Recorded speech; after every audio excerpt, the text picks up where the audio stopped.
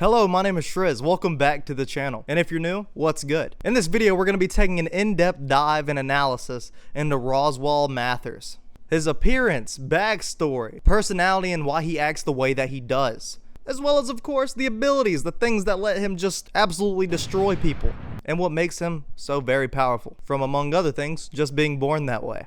Other than that, in the description will be a link to my playlist with other in-depth analysis videos on other ReZero characters. Let's hop into it. Let's start with the appearance, and I think we can sum this up pretty quickly. A tall clown. But seriously, he stands at a height of about 6'1", which is quite a bit larger than Subaru if you would like some perspective. And wearing these clownish marks. That is not a family trait. It's from mimicking a foe that he will be defeated by and we'll talk about later. He wears a top hat and a cape, almost making him look somewhat of a magician, but in reality definitely signifies that he comes from a wealthy family. I mean, have you seen the mansion? He has maids. You probably want maids. I want maids. I can't afford them. Definitely rich. Now that I'm thinking about it, if I ever blow up, I'm gonna get maids to do my intros. Anyways, I'm getting off topic. Let's move on to his history, because the appearance isn't that important, let's be honest. But it's something we always go over. Many years ago before the story even started. And I mean many years ago. Roswaal was born into a very wealthy family. Nobles of Luginica, actually. The family ran a large part of the northeast of Luginica, owning most of the land, or at least having rights to it and governing it. And this time, even back then, magic and mana existed. However, it wasn't really broken down. It wasn't very teachable. People were ignorant of how it actually worked. Kind of similar how I'm sure at some point in the past somebody made fire and it was good because you could cook food, but nobody really knew why it happened. Same thing with magic. And this wasn't great for a young Roswaal because he had innate natural ability with magic or mana, whatever you would like to call it. I'm going to use those interchangeably. And at this young age, he was definitely known for having this amazing power, although he himself or no one else could truly comprehend it. And unfortunately, he even started suffering adverse effects from this, constantly being in pain, burning sensations all over his body. The doctors weren't sure what to do with him, and neither was his family, so they kind of just left him be. And to a certain extent, wanted nothing to do with it because it was stressful. Seeing Roswaal in this utter agony and all the things that come with it, his family wasn't sure what to do, so they kind of just brushed it off their shoulders. But like most things in life, you get used to it, and so did Roswaal. Roswaal got used to this pain, going throughout daily life with it, but sometimes having extra pain that he had to just go and deal with on his own in his room. So this pain didn't really stop Roswaal, although at times he did have to take a break because of it. And one day, this very thing happened. Roswaal went into one of his episodes, I guess you could say. But this time when he went into his room, there was a white-haired lady sitting on his bed before him. Who am I kidding? It's Ekina. We know who it is. And he was immediately struck by what he thought was a beautiful woman, dressed in all black clothes as if she was attending a funeral. And that's my take. Roswaal didn't say that, but it's true. But Ekina understood what Roswaal had been through. Although he noticed that she was beautiful, he was still struck with this pain. And she had took notice of this, praising him for his ability to resist, ignoring the pain, going on, and even said that she understands him. And this is when some extra pain hit Roswaal and he proceeded to throw up. Roswaal went to apologize because obviously he didn't want to be throwing up in front of this beautiful woman. But as he went to, Ekina cut him off, immediately kissing him, and then further explaining to him how she understood him, and what she just did was drained his mana through a kiss. Because having such a stockpile of mana was the reason that he was going through this pain. That all this extra energy was the thing that was hurting him. His gift was also a curse, and even taught him how to cope with it more, such as the fact that he needed to release more magic so that it didn't build up to such a level that it hurt. And even though doctors couldn't explain this, every mage with a lot of magic quantity had to deal with this at some point in their life. And through this encounter, Roswaal went to go on to be her apprentice,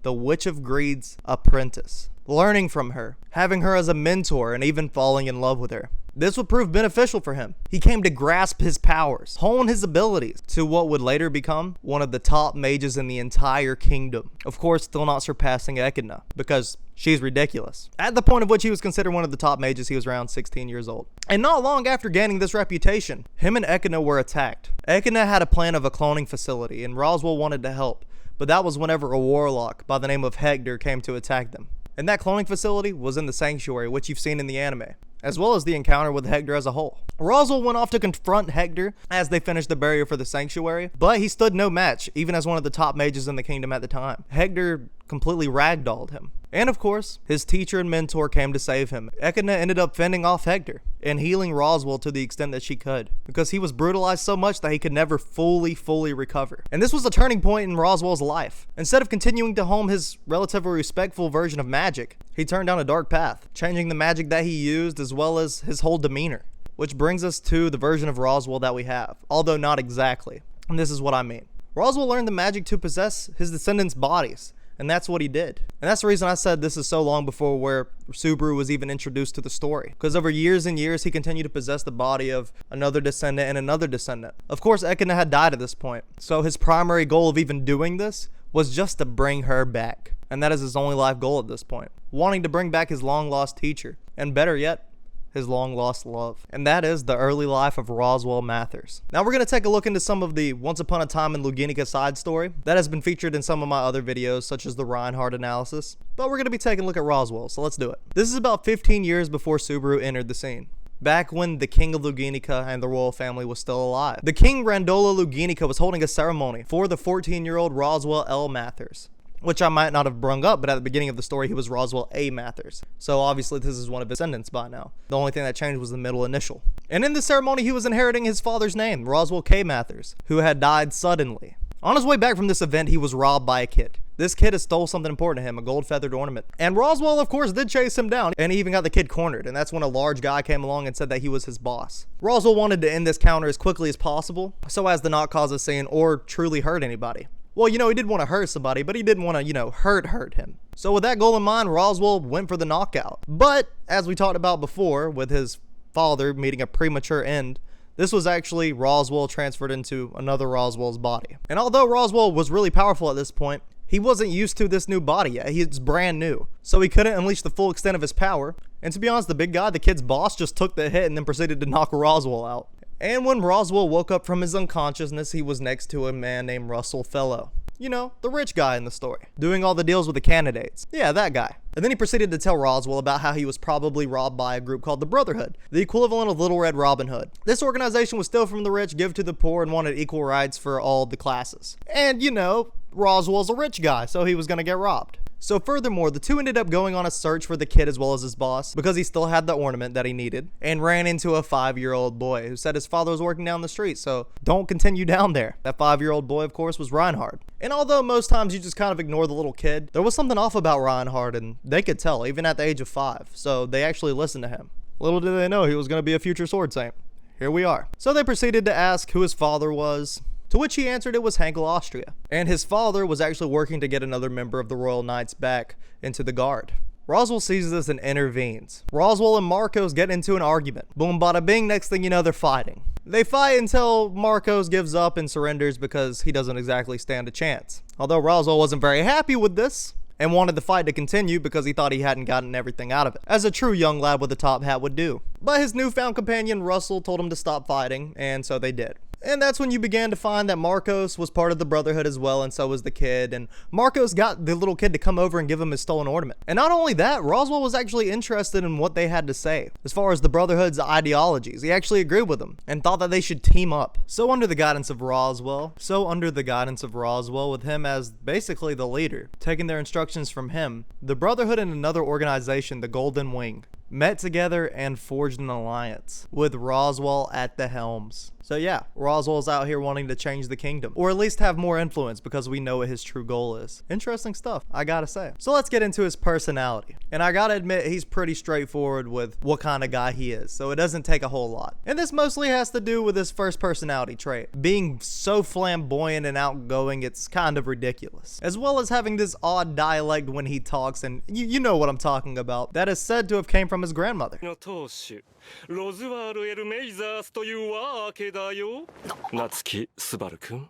And apart from that, Roswaal is just an overall determined guy. And honestly, just overconfident in his way of thinking. His sinister way of thinking. His belief of stopping at nothing, no matter who you have to sacrifice for the one you love. As he tried to put Subaru in the similar situation in the Sanctuary. He is also known for, although being a noble, not having some of the same outlooks as other nobles do. Which makes sense considering he has one goal in mind, while they're no more than rich people who see themselves as higher than others. And that's where he separates, as he has demi-humans that work for him, while most nobles don't, such as Rim and Ram, that he truly does care about, but of course, in the same way that you might care about a family, or Subaru might care about them. He trusts his maids, he adores them, but almost in the way of a tool, not in the way of a family. Of course, he's gonna get mad if something happens to them, but at the same time, as we've seen before, if they need to be sacrificed for his ultimate goal, so be it. But that is the Roswaal we know now. Although he isn't an enemy anymore of Subaru, and even joined the side after losing a bet, he still has only one goal in mind, and he made that very clear. He will change his course of action to achieve a goal, but he will not change the the goal itself. And of course, when he was younger, as we talked about earlier, before Echidna died, he was a kinder individual, cared about others, it wasn't just centered around himself. But as we know,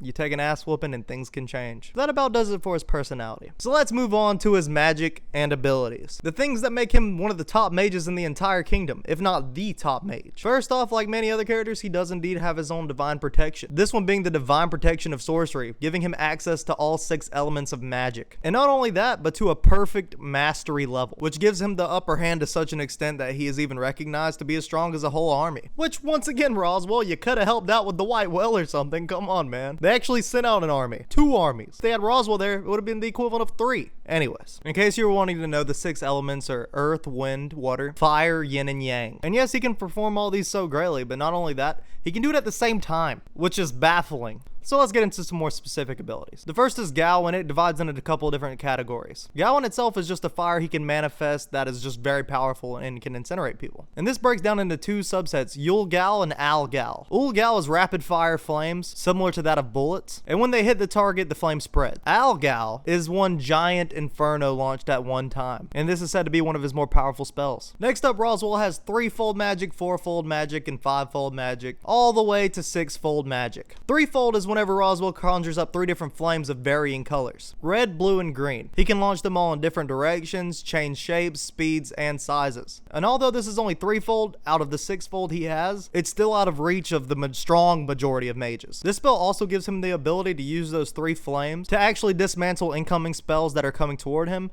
and absorb it, resulting in 4-fold magic, using their own mana against them, turning theirs into yet another colored fireball. 5-fold is also the same, making it stronger, and 6-fold is the highest peak of the high, and even considered his trump card. And it's been said that he's only used it one time in his entire existence, and gives him the ability to compete with the likes of Puck. Roswaal also has a spell where he conjures up 4 different colors of mana that you can see in a fight against Beatrice, and unfortunately this spell isn't exactly named, and he also has plenty of other spells they can use that also aren't named, because he has such a wide variety. After all, he worked with the Witch of Greed, who has all the knowledge in the world. And you know what? I don't blame the author for not wanting to write out probably 200,000 different spells. But like I said, we'll go over the ones that we know. Roswaal also has another ability that allows him to rewrite magic as it's incoming, as I talked about earlier with the fireballs, but he uses those things in tandem. So technically, if they hit him, even without his fireballs, he can rewrite the composition of the spell as it hits him. Of course, on another note, the guy can fly. We've seen that several times in the story, just taking off like Mary Poppins or something. Of course, the guy with the top hat can fly. That's just how it is. It's always going to be this way. Moving on, Roswaal also has the ability to change the weather. This is another form of magic that he has. And this magic requires a lot of mana as well as preparation. It's not just something he can do in the snap of a finger. But that's a good thing that they at least nerfed him a little bit on that one. And speaking of weather, since Roswaal can use so many different other magics in tandem, he can also use something called lightning magic, which isn't something that comes naturally to people, and is what happens when you combine certain other elements. Although he hasn't been shown using it yet. Roswaal also has magic in martial arts, giving him the ability to endure against other strong opponents in hand-to-hand combat that are definitely stronger than him, like Garfield or his sister. One of these is known as the Shockwave Strike. This gives him the ability to say if an opponent had a shield, he could hit the shield and send the shockwave through the shield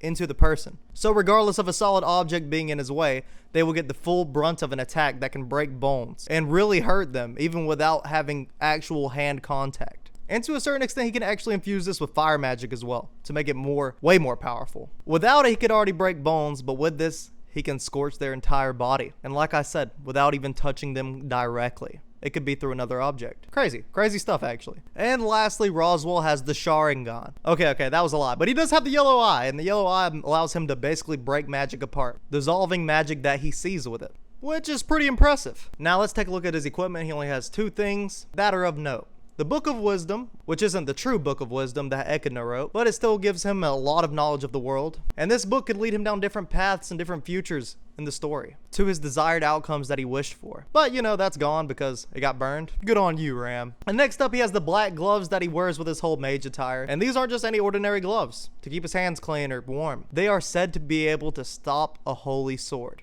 And these were handed down for generations among generations in Roswaal's family. So that about wraps it up on everything to do with Roswaal. If I missed anything, please do me a favor and put it down below, because after all, this is a community, so I definitely don't mind. And thank you. If you enjoyed the video, make sure to drop a like, and of course, maybe subscribe. We're closing in on 1K. What can I say? Anyways, let me know what you think down below in general, if you have any thoughts on this. I've got to say, Roswaal is overpowered just like somehow every character in ReZero is, which I guess kind of makes them all not overpowered. Maybe that should be a video of its own. Why ReZero characters are overpowered, but not really.